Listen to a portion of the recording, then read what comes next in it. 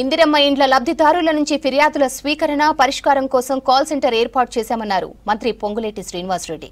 అవినీతి ఆరోపణలకు తావు లేకుండా లబ్ధిదారుల నుంచి ఫిర్యాదులు స్వీకరించి వాటిని సంబంధిత అధికారులకు చేరవేసేందుకు ఉపయోగపడుతుందన్నారు.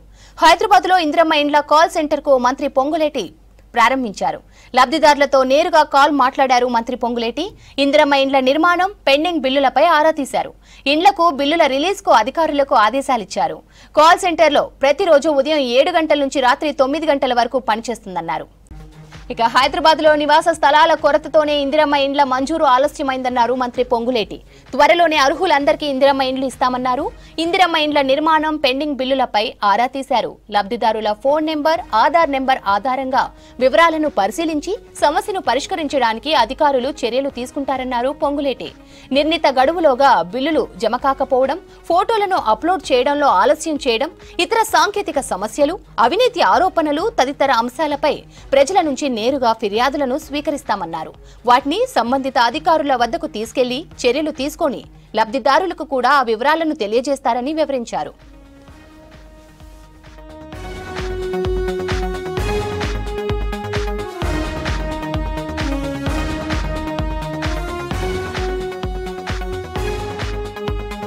పెద్దపీట వేస్తున్నామని తెలిపారు మంత్రి పొంగులేటి.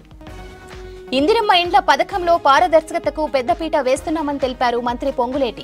పూర్తి సాంకేతిక పరిజ్ఞానాన్ని వినియోగించుకుంటున్నామని చెప్పారు. ఇప్పటికే ఇందిరమ్మ యాప్ ద్వారా మంచి ఫలితాలు సాధించామని, కృత్రిమ మేధను కూడా విరివిగా వాడుతున్నామని తెలిపారు. ఈ కాల్ సెంటర్ ద్వారా లబ్ధిదారులకు మరింత చేరువ అవుతున్నామన్నారు మంత్రి. కార్యక్రమంలో housing corporation MD VC Gautam పాల్గొన్నారు.